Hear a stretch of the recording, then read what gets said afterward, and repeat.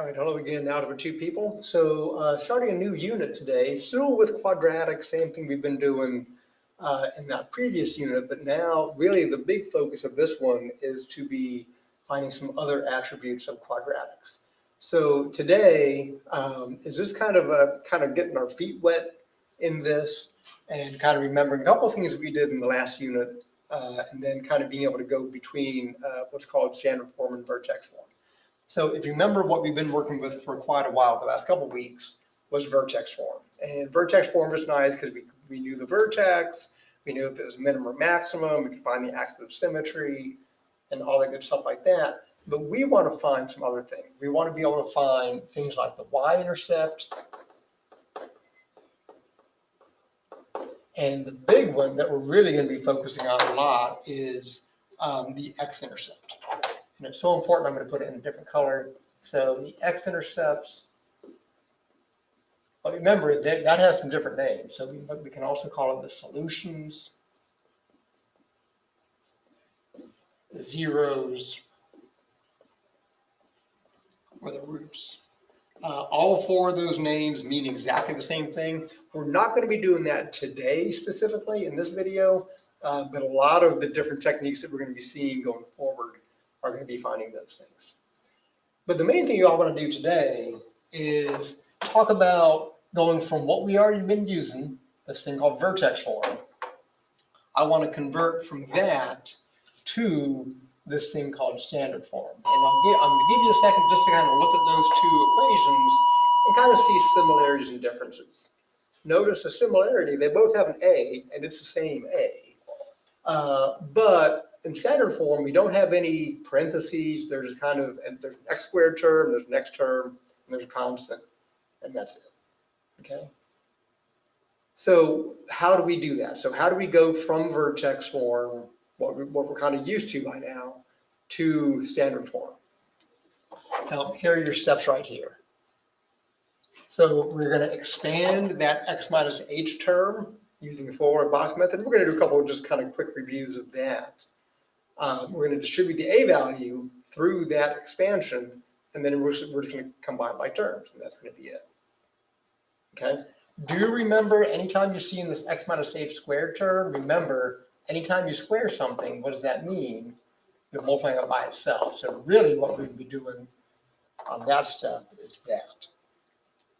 So real quick, I'm going to ask you guys to actually pause the video right now. If you remember FOIL or the box methods, go ahead and see if you can do 1 through 6 and just expand those out knowing what you know from Algebra 1. So go and pause the video, do that, and then all I'm going to do is write the answers and then go on to the back page where we actually do the expansions. Okay, so if you've done those 6, let's check your answer. So number 1, if you expand that, and again, FOIL, box method, there's actually a third method too. You'll get the same answer on every one of them. So this is going to be x squared plus 2x minus 15. Number 2 is x squared minus 9x plus 14. Number 3 is 2x squared plus 7x plus 6. Number 4 is 12x squared minus 13x plus 3. And then number 5, remember that's x plus 5 times x plus 5. So this becomes x squared plus 10x plus 25. And then number 6 becomes x squared minus 8x plus 16. Okay? If you didn't get those, or if you need a little bit more practice kind of knocking the rust off from your Algebra 1 days and doing this, please come talk to me or go talk to your teacher so they can give you some more practice, because this is a really important skill that you need to be comfortable with moving forward. Okay? Now, I've got a quick little note here at the very bottom of the page that I want you to think about. Think about those last two with the x plus 5 squared and the x minus 4 squared. Take a look at those two, and what do you notice about the middle term?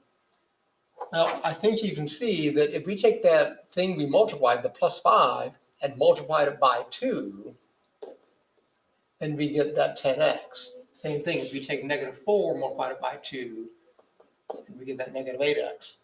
If you see that pattern, folks, and it really is a pattern, if you notice that pattern as we start expanding these things in just a second, it's going to be way easier for you. And tomorrow, in tomorrow's video and lesson, we're going to use that same pattern to basically go backwards. Okay, so a little preview of tomorrow for you. So let's go on to the back of this and do a couple more of these things. So basically, I've got 4 examples of, let's go and write the vertex. Is it a min-max? What we did from last unit, and then convert this into standard form and do a little sketch of the graph. And I'll explain that in just 1 second also. So we know on example 1, we know my vertex is 3, 5. And we know it's a minimum value because the a is greater than 0. So it opens up, right? So to expand this thing, the first thing I'm going to do is take x minus 3 squared. So if you know your pattern or you do FOIL or box method, this ends up being x squared minus 6x plus 9. Okay? The next one I'm going to do, so that's step 1.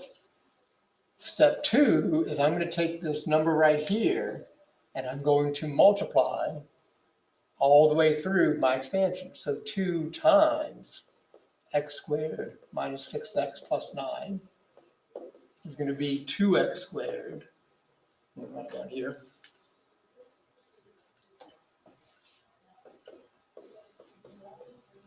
Minus 12x plus 18. And now, okay, so I've expanded, I've distributed. Now the last thing I got to do is take this, and I can't forget about it. I need to add that to the end, and then just combine my like terms. So my final answer for standard form is going to be y equals 2x squared minus 12x plus 23. And that is your standard form. So your A is 2, your B -12, and your C is 23. Those are the same steps, folks, that I did right here. Okay, so we expanded, we distributed that A value, and then we combined like term. We combined that constant at the end. Now, if I set a graph one of these, and not that it's a huge part of this, but I think it's a good skill to have. So if I want to graph this parabola, first thing I'm going to start with is the vertex. That's easy. So I'm going to put a point at 3, 5. And then, if you notice what I put in red in between these 2 boxes here, to graph it, all we got to do is pick an x close to the vertex, just so we can get kind of a general shape of this thing. So notice that if my vertex is at 3, 5, if I pick an x value close to that, like let's say either 2 or 4, I'm going to pick 4. You can pick either one, and then just plug it in and see what happens. Okay? So if I let x equal 4, and I'm going to plug it in. Now you can plug it into standard form or vertex form. I will tell you right now, it's going to be easier to plug into vertex form. So let's go ahead and do that. So 2 parentheses 4 minus 3 squared plus 5, and we can just work out what that is. That's 2 times 1 squared plus 5, which is just 7. So that means it's the point 4, 7. So that's 4, 6, 7 right here. So that's that point. And then we can use that mirror image because we know we have the axis of symmetry, right? So there's a mirror image point on the other side of the vertex, and that is going to be what my parabola looks like.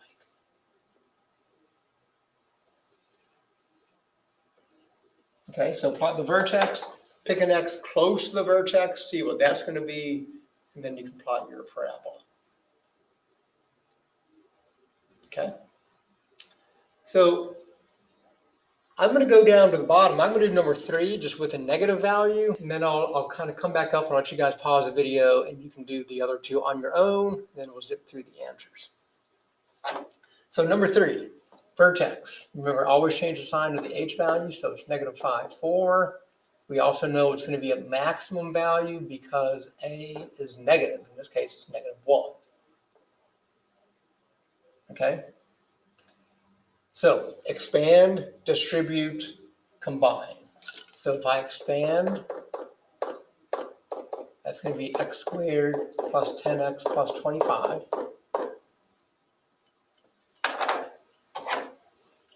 Distribute, so it'd be negative times that. So it's going to be negative x squared minus 10x. Oops. I don't know why I put a square there. Sorry about that. Let me try that again.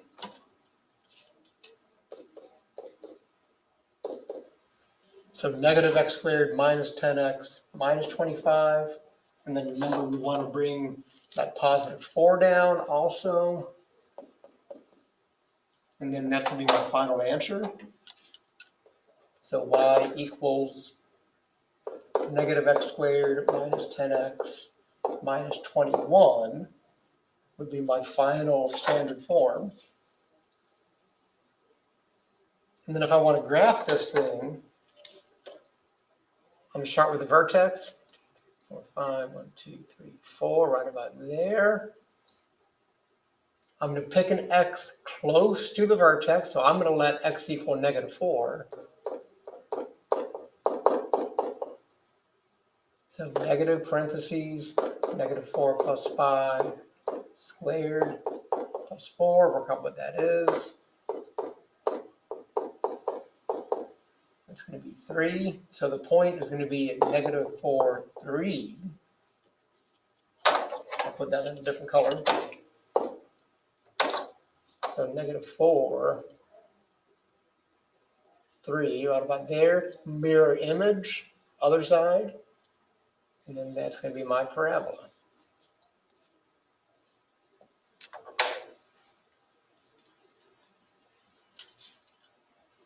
So I'm going to scroll back up so you can see number 2 also. So go ahead and pause the video one last time. Go ahead and do number 2 and number 4. And then I'll kind of zip through the answers. And then we'll finish this one up for the day.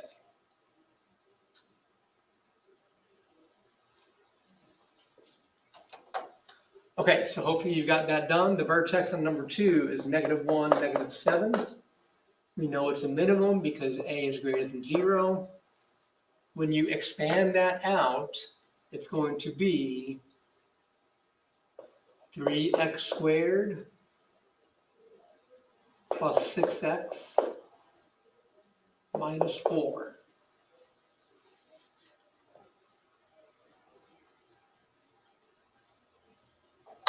And then when you graph that, so we're going to do -1, -7, 1, 2, 3, 4, 5, 6, 7, right about there. And then when you plot those points, if you pick like x equals 0, for example, it's going to be at -4. 1, 2, 3, 4. And then a mirror image over there. So you're probably going to look kind of steep like this.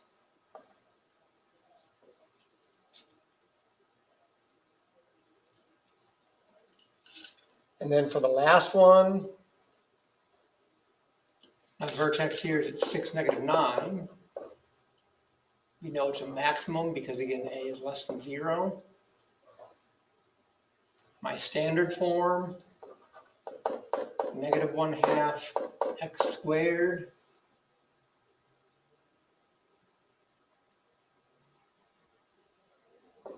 plus 6x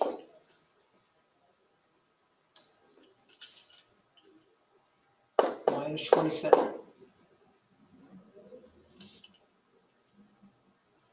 And if I want to graph that,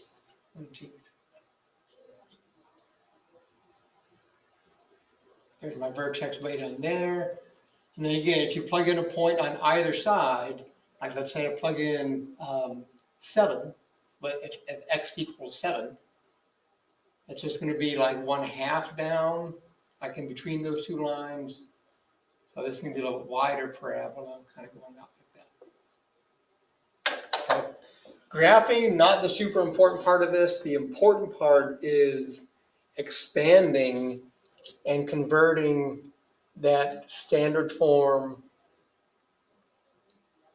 converting vertex form to standard form. Okay. If you need some more practice, please let me know or contact your teacher. Tomorrow, we're going to be kind of going backwards. We're going from standard form back to vertex form, doing something called complete the square. Until next time, stay safe.